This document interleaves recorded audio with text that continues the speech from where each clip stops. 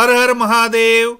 Hope you all are doing great, and thank you for joining us in Bharat Mark tonight. Har Har Mahadev, and from Kashi, we have Chandrasekhar Dravid ji, who is Kul Prohit of Kashi Raja Parampara.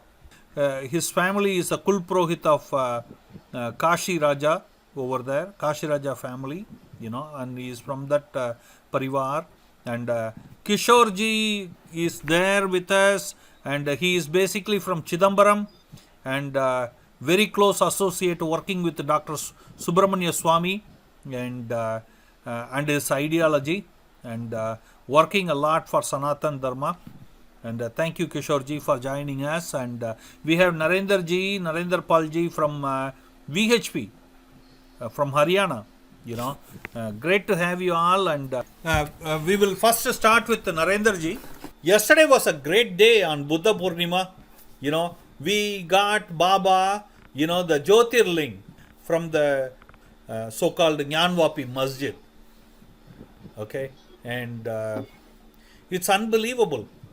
I saw the post today where the people were washing feet on that this thing above the Shivji. How do you feel, Narendra ji? Just go ahead and say us.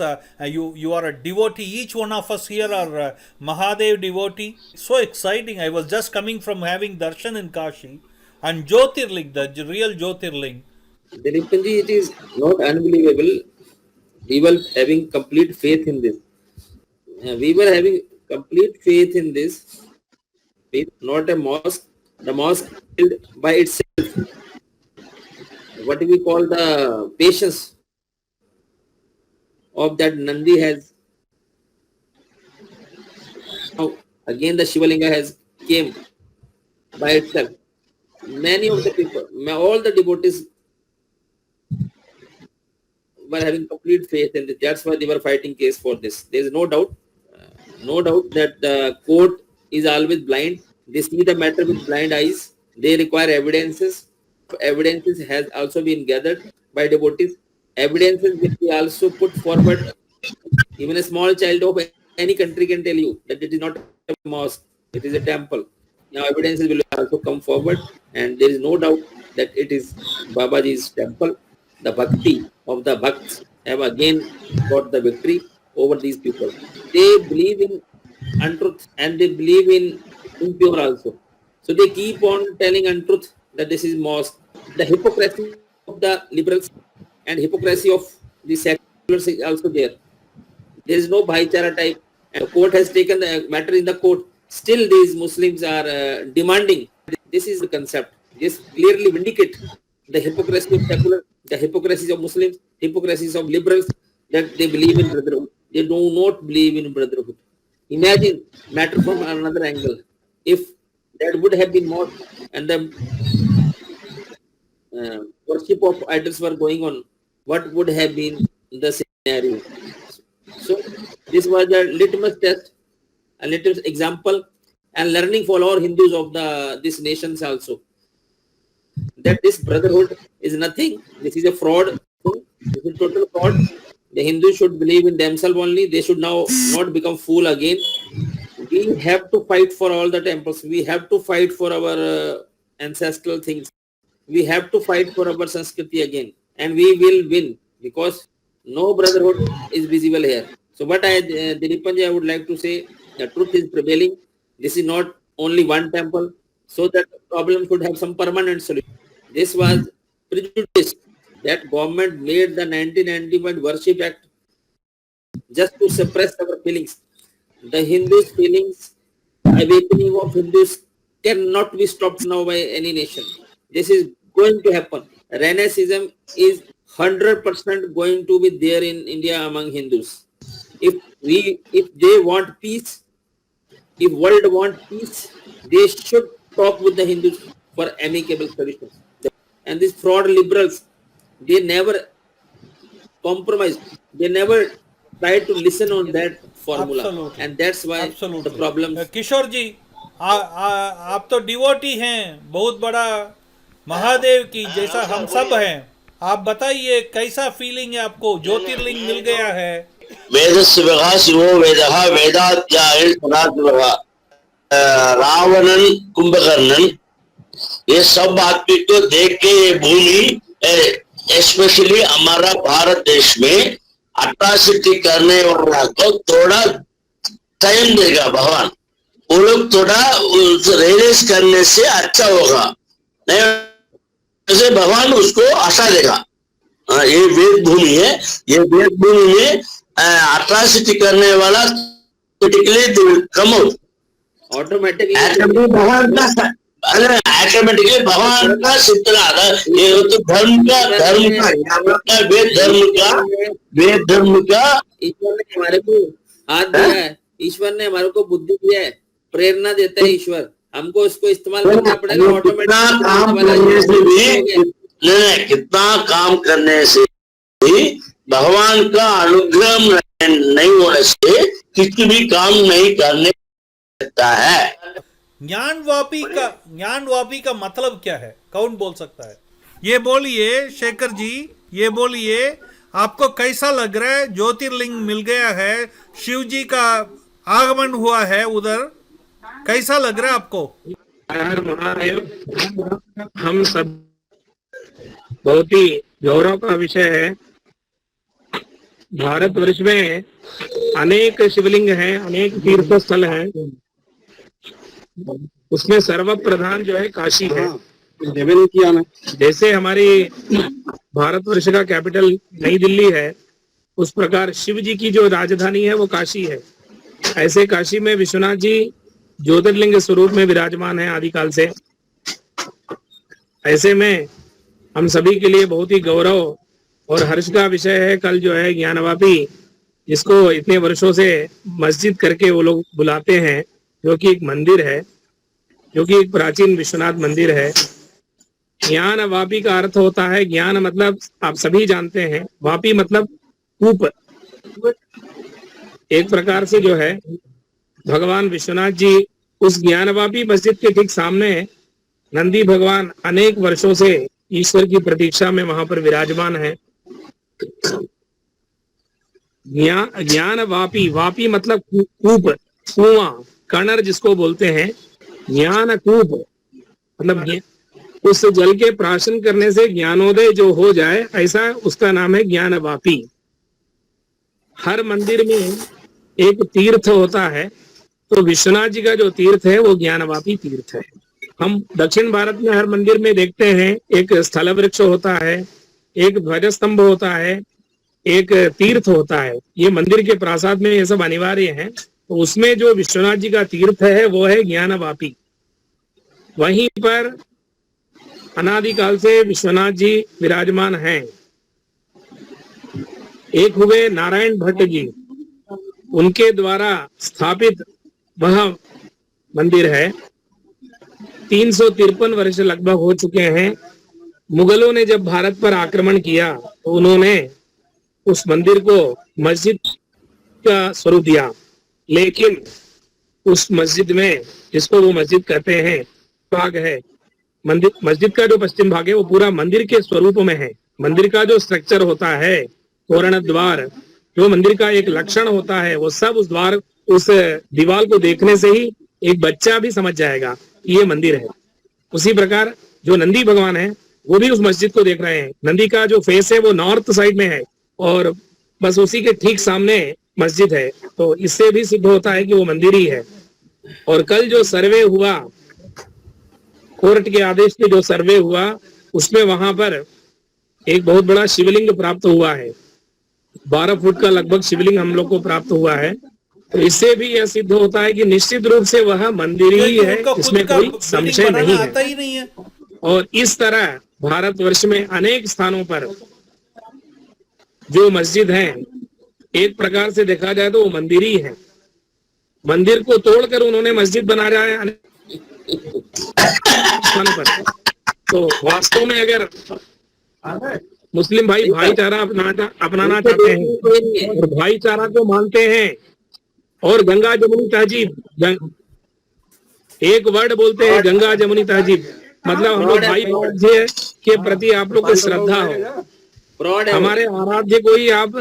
हमारे आराध्य को ही तोड़कर वहां पर आप मंदिर बनाएंगे और बोलेंगे कि जो भाई जो भाई, ज्ञानवापी यह का कभी भी संभव नहीं अंदर है। हो रहा था ना, गौरी पूजा चैत्र पौर्णिमा को औरतों को जाके इसके लिए ये क्या केस चालू हुआ, वो किधर हो रहा था? काशी में अनेक देवी देवता यहाँ पर विराजमान हैं। वसंत नवरात्र में 9 गौरी के दर्शन का विधान है। उसी क्रम में मस्जिद के वेस्टर्न साइड में श्रृंगार गौरी देवी विराजमान हैं, जिनका कि अनादिकाल से जो भक्तगण हैं जो नवरात्र का दर्शन करते हैं वहां पर दर्शन करते आते आ रहे हैं। अभी वर्तमान में वह जो श्रृंगार गौरी हैं वो भी होता है कि वह मंदिर ही है। किसी मस्जिद को तोड़कर कहीं मंदिर बना है क्या? किसी चर्च को तोड़कर मंदिर बना है क्या? मंदिर होगा उसी को तोड़कर मस्जिद बनाए, ऐसे ही हम लोग को इतिहास मिलता है। इसलिए 100% नहीं 1000% जो है वो मंदिर ही है, इसमें कोई संशय नहीं है। और इस तरह जो अनेक मंदिर भारत में अनेक स्थानों पर जो विवादित स्थान है जहां पर भी पहले मंदिर रहे हैं और अभी वर्तमान में मस्जिद है, मुसलमान भाइयों को भाईचारा अपनाते हुए उसको जिनका स्थान है उनको सौंप देना चाहिए। यही वास्तव में भाईचारा है। हम लोग तमिलनाडु से आकर लगभग 5 पीढ़ी हो चुका है इस काशी में, और हमारे दादाजी काशी राज के राजगुरु थे और उसी परंपरा से हम भी बिलोंग करते हैं। आप काशी में रहते हैं, ये कैसा लग रहा है कि एट लास्ट आपको ज्योतिर्लिंग को दर्शन करने का मौका मिलने वाला है? ये आपको कैसा लगता है सच्चा ज्योतिर्लिंग को? इतना आनंद कभी हम लोग ने महसूस नहीं किया है जितना आनंद कल से जब हम लोग को समाचार परमानंद का विषय है। इससे बड़ा कोई विषय हम लोग के लिए हो ही नहीं सकता। अभी भी हम विश्वनाथ जी का दर्शन करके ही वहीं से सीधे आ रहे हैं। विश्वनाथ जी के एकदम पास में ही हम बैठ के आपसे डिबेट कर रहे हैं। नरेंद्र भाई, आपको कैसा लग रहा है ये लोग ज्ञानवापी में जाके पैर धोते हैं? उधर भगवान का शिवलिंग उधर है जो हमारे लिए माननीय है, जो काशी का भगवान है, और ये जाके उधर पैर धोते हैं और उसको ये बोलते हैं वो सही है। आप क्या बोलेंगे इसके बारे में? भगवान भोले हमारे शिव जी बहुत दयालु भी हैं। जिनको मुसलमानों को ये बात पता नहीं थी और वो अनजाने में पैर धोए, उनको तो भोलेनाथ जी ने माफ कर देंगे। लेकिन कल से अब सबको पता है कि वहां पे भोलेनाथ जी विराजमान है। जो भी आदमी पैर धोएगा, मैं आपको निश्चित बताता हूँ, उनके पैर रखने के लिए, उनको जमीन पे पैर चलने के लिए जगह नहीं मिलेगी, कभी उनको जगह ही नहीं मिलेगी। भगवान भोले से उनको डरना चाहिए। अभी भगवान भोले राक्षसों पे भी दया करते हैं, देवताओं पे भी दया करते हैं, लेकिन जब वो दंड धारण करते हैं, जब वो रुद्र रूप धारण करते हैं, तो दुष्टों का जमीन पे जगह नहीं मिलती उनको रहने की। मैं उन सभी लोगों को जो इसको मस्जिद समझ के जा रहे थे पहले, अब उनको मैं जो चेतावनी देना चाहता हूँ, उनको सुझाव देना चाहता हूँ कि वो इस पाप से बचे, वो इस पाप से बचे। पहले तो उनके पूर्वजों ने हिंदू धर्म को छोड़कर, वेद को छोड़कर, देवताओं को छोड़कर दूसरा धर्म अपनाया। अपना धर्म छोड़ के पाप उनसे हो चुका है।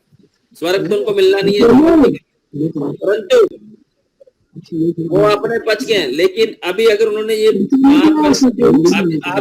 अभी भी उन्होंने अगर वजू की डिमांड करी, अगर वो अभी भी वजू करेंगे वहां पे, घोर पाप के वो दंड बनेंगे। और यही नहीं, हिंदू समाज उनको दंड भी देगा इसका। तो तोड़ेगा आप लोग। हिंदू समाज इसमें बहुत रोष है इस वक्त, इस चीज का बड़ा दुख है उनको, लेकिन हिंदू समाज का दिल बहुत बड़ा है। मैं यहाँ से आपको एक भावना बता रहा हूं हिंदू की। कल तक उनको नहीं पता था, उनको डाउट था कि वहां पे शिवलिंग है कि नहीं है, तो वजू करते थे। आज से जो भी वजू करने की सोच रहा है, सोच भी रहा है, जो वो पाप कर रहा है, उसको दंड देना हर भगत का कर्तव्य है। हर भगत को भी उसको दंड देना है। ज्ञानवापी इसको इसलिए बोलते हैं क्योंकि यहाँ पर ऋषि लोग बैठकर शिष्यों को ज्ञान देते थे। यहाँ बड़े बड़े शास्त्र और शास्त्रों का ज्ञान का आदान प्रदान होता था। बाद में हम लोगों में फूट पड़ गई, अपनी कमियों के कारण इन विदेशियों ने इन पे हमला करके इसको नष्ट भ्रष्ट कर दिया। लेकिन कल ये सत्य सामने प्रकट हो गया है। पिछली कांग्रेस सरकारों ने, अंग्रेजों ने, मुगलों ने इसको खूब दबाने की कोशिश करी सत्य को, लेकिन ये सत्य दब नहीं सका। अब ये सत्य प्रकट हो गया है सामने, सारा समाज खड़ा, हिंदू समाज जाग गया है। इसलिए अगर मुसलमान भाइयों को मैं कहूंगा, इस देश में बहुत सारे संप्रदाय हैं, बहुत सारे लोग अपने अपने हिसाब से पूजा पद्धति करते हैं। आज से नहीं, कई वर्षों से करते आए हैं, आगे भी कर सकते हैं। हिंदू सबको गले लगाने को तैयार है, लेकिन अगर कोई सोचे कि हम इनका धोखे से गला काट देंगे, हिंदुओं को अपनी रक्षा करने का संस्कार भी बहुत अच्छी तरह से आता है। एक बार उनके दिल से उतर गए तो फिर ये कभी नहीं चढ़ पाएंगे। इनको पहले मौका श्री राम जन्मभूमि आंदोलन में विश्व हिंदू परिषद ने मौका दिया था कि आप लोग इस फार्मूले पे समझौता कर लें, इससे देश में भाईचारा बना रहेगा। लेकिन राजनीतिक पार्टियों ने इन लोगों को समझौता नहीं करने दिया अपनी वोट के चक्कर में। मैं सारे मुसलमान समाज से यहाँ से रिक्वेस्ट करूंगा कि आप राजनीतिक पार्टियों को ना सुने, उनको अनसुना कर दें, क्योंकि उनके कुरान के मुताबिक भी किसी और की इबादत की जगह पर अपनी मस्जिद बनाना पाप है। अब उनको पता लग गया है वहां शिवलिंग है, इसलिए वो फौरन इसको खाली करके हिंदुओं के हवाले कर दें और अपने बड़प्पन को, भाईचारे का रक्षा करें। नहीं तो ये भाईचारा एक तरफा नहीं हो सकता है, हम चारा नहीं बनेंगे। अब ये निश्चित है, ये 101% को लिख ले, हम चारा नहीं बनेंगे। You are part of the Dr. Subramania Swamy team. Are they doing anything to recover Taj Mahal? Definitely, we only do it. अभी राम मंदिर को कौन डे टू डे केस में लेके आया था? ज्ञानवापी को रिकवरी करने के लिए कौन आचार्य सभा किसको ऑथराइजेशन दिया था? लेकिन whatever it may be, Yogi ji is the Adishankar का अवतार है। It's a Shiva Buddha Ganam. In our Tamil, we used to tell Shiva Buddha Ganam.